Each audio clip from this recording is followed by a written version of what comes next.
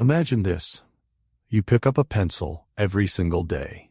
You scribble notes, sketch ideas, sign documents. But what if I told you that this simple wooden tool was born from war, blockade, and one man's desperate race against time in Napoleon's France? That pencil in your hand right now carries centuries of human struggle in its core.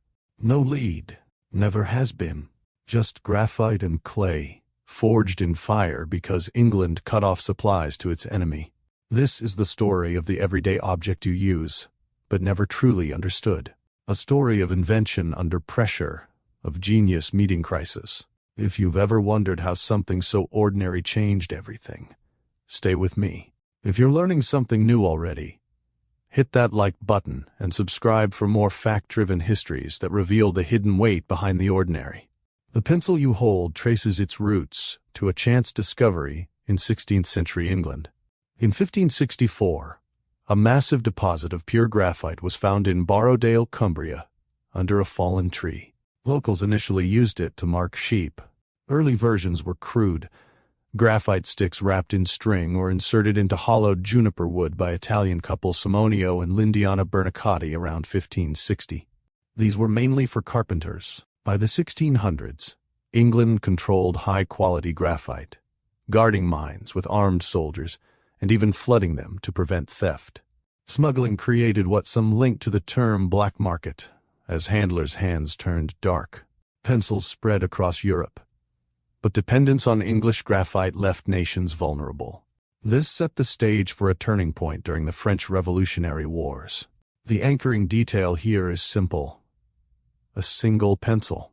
At first, just a tool for marking. Soon it would become a weapon of self-reliance. The hidden truth is that pencils contain no lead. The name stuck from ancient Roman metal styluses made of lead. But graphite was misidentified as black lead or plumbago until chemist Carl Wilhelm Scheele clarified it in the 18th century. By the late 18th century, France under Napoleon faced a British naval blockade. Pure graphite imports halted. Artists, mapmakers, and the military needed a solution. Enter Nicolas Jacques Conté, born 1755, a painter, balloonist, and mechanical genius serving as an officer. Tasked by Lazare Carnot, Conté experimented intensely. In just days he mixed powdered graphite with clay, formed rods, and fired them in a kiln. Varying the clay ratio created different hardness grades. He encased them in wood, patented in 1795. This was no luxury. It was survival. France could now produce its own pencils without foreign dependence. The pencil was no longer just imported luxury. It became a symbol of ingenuity, born from necessity. Before Conté's breakthrough, Europe relied on rare, expensive, pure graphite sticks. Quality varied wildly. England hoarded the best material from Borrowdale. Artists and writers used fragile, inconsistent tools. Carpenters marked with basic versions. Nations without access improvised poorly or paid smugglers exorbitant prices. The French Republic, locked in revolutionary wars, faced real constraints.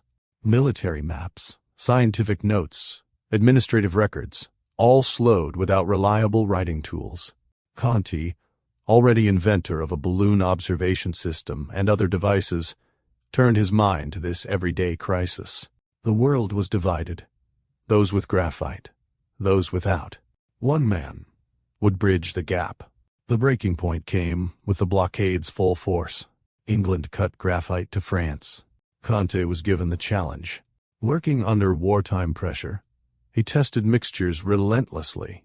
After experiments, the solution crystallized graphite powder plus clay, kneaded, shaped, kiln-fired, at high temperatures, around 1,900 degrees in modern accounts of the process, then encased in two wooden halves. This 1795 invention allowed scalable production with controllable hardness, from soft-drawing pencils to harder writing ones. It freed France from reliance and spread globally. If this history of everyday innovation hits different, Subscribe now and comment what everyday object you'd like explored next. Conte's success was overshadowed by the era's grand battles and Napoleon's conquests. His name appears less in popular histories than military figures. Some debate exact timelines, and whether Austrian Joseph Hartmuth had a similar process slightly earlier in 1790, though Conte's is credited with widespread impact. Early graphite smuggling and mine guarding created ethical shadows, armed security, theft, environmental impact on Borrowdale. Yet these details faded behind the tool's quiet utility. Pencils became so ordinary that their revolutionary origin was forgotten. The human cost of securing materials and the genius under embargo received little fanfare compared to cannons and campaigns. In the shadow of war, Conte executed the impossible. Facing empty supply lines, he gathered low-grade graphite scraps. He ground them, blended with clay from local sources, experimented with proportions. The kiln process demanded precision.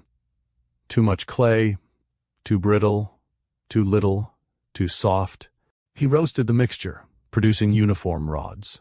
2 grooved wooden slats sandwiched the core, glued, shaped, and finished. One moment of unexpected humanity. Conte, the inventor and officer, had lost an eye in a ballooning accident years earlier. Yet he persisted, his vision for self-sufficiency driving him forward despite personal physical toll. This was not abstract science. It was a man with one good eye, working by limited light, solving a problem that touched every soldier's map, every administrator's order, every artist's sketch. The result? France produced pencils domestically. The method remains the foundation of modern pencil manufacturing. From Napoleon's campaigns to today's classrooms, the technology endured. Comment trigger 1. Surprising verified fact.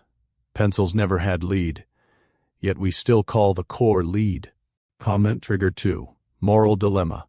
In wartime, do inventions born of conflict lose their innocence when they enable both creation and administration of war? After 1795, pencil production industrialized. American makers like William Monroe advanced it. Henry David Thoreau improved grinding techniques for his family's business. The pencil democratized writing and drawing. It traveled to space. Early NASA used them before switching classrooms worldwide and artists' hands. Yellow became standard in America, partly due to Chinese royalty associations with the color. Today, billions are made annually. Conte's anchoring invention, graphite clay core, still defines it. The pencil evolved from wartime necessity to universal tool of human expression. The pencil you use daily carries a legacy of resilience, blockade, and quiet genius. Vincent van Gogh once wrote in despair, "In spite of everything I shall rise again. I will take up my pencil, which I have forsaken in my great discouragement, and I will go on with my drawing." What everyday object in your life hides a similar story of human struggle and triumph? Drop your answer in the comments. Let's discuss. If this grounded history moved you, subscribe, share with someone who loves real stories, and turn on notifications for more. The ordinary is never just ordinary when you know the truth behind it.